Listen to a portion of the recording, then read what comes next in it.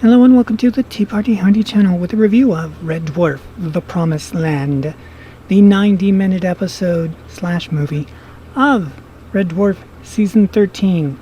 If there would have been a Season 13, this is kind of going to be it for Season 13. Okay, so let's start with the bad and then we'll get to the good, because there's barely any bad and there's a lot of good. The bad, the sound mix is as bad as Tenet. Holy mackerel, it's so hard to hear the dialogue, and when you do hear the dialogue, then all of the explosions are crazy loud. The cinematography is really all over the place. Sometimes it's theatrical, and boy, that's really fun. And sometimes it's a little hint above video game. That's fine. Considering where the show started out, it's like, dare I say, light years ahead. And then there's other times where you have the studio audience clapping and banging and laughing. It's like, end of bad stuff. Now the good stuff. Wow. What a great movie for Red Dwarf fans and science fiction fans.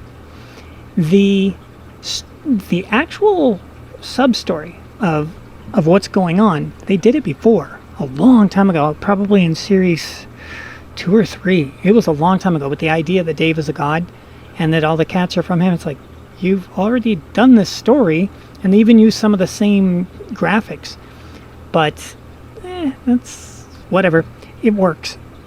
So here they are with almost real special effects, because let's face it, how many videos do you get to see on YouTube by just normal people with just through the roof awesome special effects? So them too. Now there are also other parts where the special effects like, really, you couldn't have done better. But when you compare it to what the show was in 1988, when none of that stuff was available, wow. In fact, one of my biggest issues, and I'm not alone in this, is there was somewhere along the series when they released them on DVD in America, they went and took out the actual model of the Red Dwarf at the beginning, and they replaced it with a CGI version, and it just looks stupid. I'm like, give us back the model. We know the model's fake. We know the model, but it's our Red Dwarf model. It's the same thing with Star Trek, the original series. There are the ones where they redid it, and then there's the originals. And so, again, this is also like Star Wars, where it's like, I kind of like the new ones, but dude, I fell in love with the original. Give me back the original. Okay, so the story is solid as a rock, and the jokes. Oh my god, there's so many jokes. And I say that because in season 12 and 11, I don't remember which one it was because they did them together, but they both felt where the human beings were like, wow, they're really getting old, and it's kind of showing. It's showing in this one because they are humanly old, but holy mackerel, not in the pacing and the timing. Whereas on series 12 and 11, yeah, it kind of was. Not on this one. Bam, bam, bam, bam. They are just moving like it was series 1. So that was a big surprise in a pleasant way. The other thing that was really fun is how tight the story was, and how much the story... I mean, there's parts of it that are really stupid, but it doesn't matter. But the jokes, they got visual jokes, they've got pun jokes, they've got action jokes. I mean, they've got a lot of jokes. And I didn't really laugh that much through the last 2 series. And I was like, you love it because you love it, because you enjoy the characters. No. This one, you get to laugh a lot. The first 35 seconds are just, it's like, oh, that's... I mean, first you're like, holy mackerel, that special effects is impressive. And then the camera angle changes and you're like, oh, that's funny. That's really, really funny. So they've got you from the beginning, and they don't let go.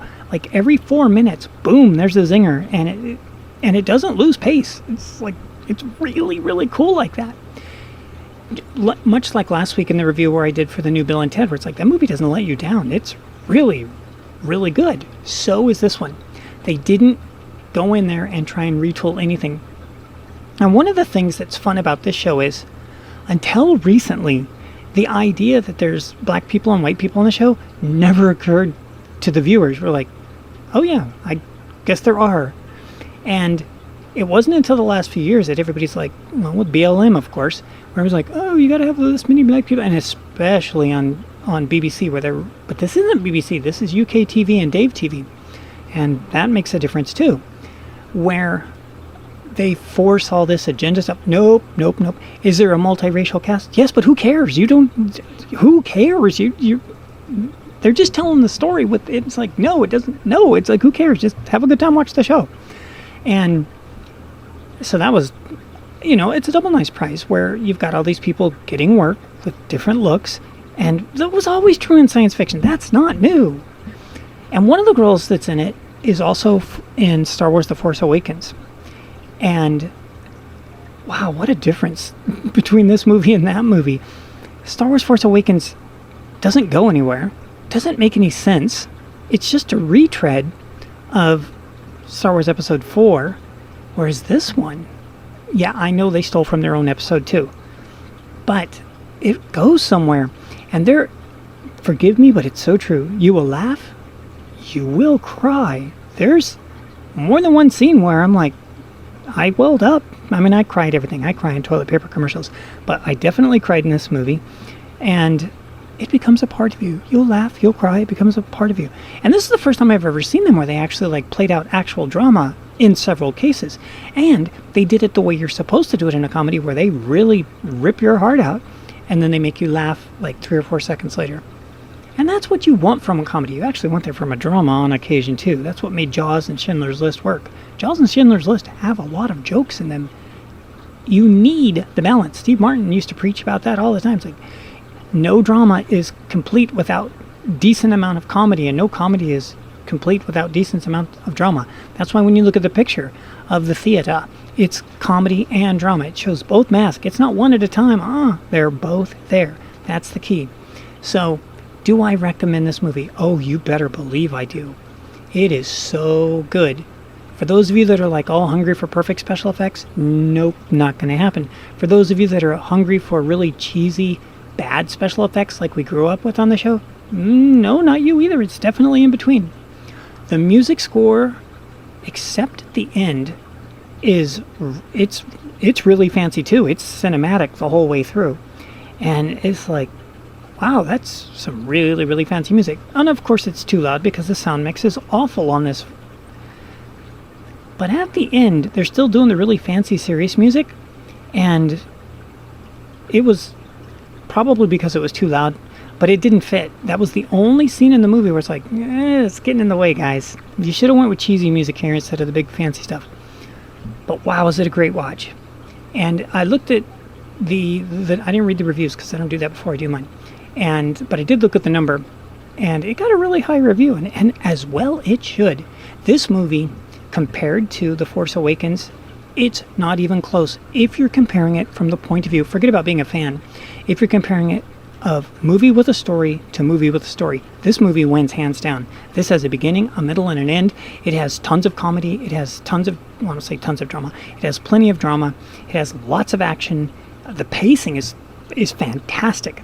The spaceships that they're on, they upgraded all. They do this all the time on their shows where they, it's not even the same ship they used the last time, and that's true of every series.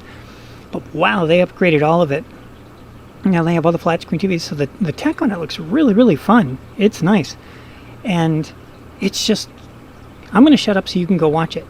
Oh, where do you watch it? BritBox has it for America. In the UK, you can watch it right here. This is actually where you watch it in the UK, on UK TV. And you press play, and then you put in your code. Won't work unless you're in UK. But if you are, and you haven't seen this yet, what are you waiting for? Don't you love this Star Wars poster they made for it? Yeah, and as far as I could tell, Australia still doesn't have access to it. So get out there and learn how to go arr and see if you can find it. Try Reddit. Anyways, so thank you for watching, and we will see you in the future, maybe 3 million years into the future, where cats have morphed into this. What a great movie it was. We'll see you in the future.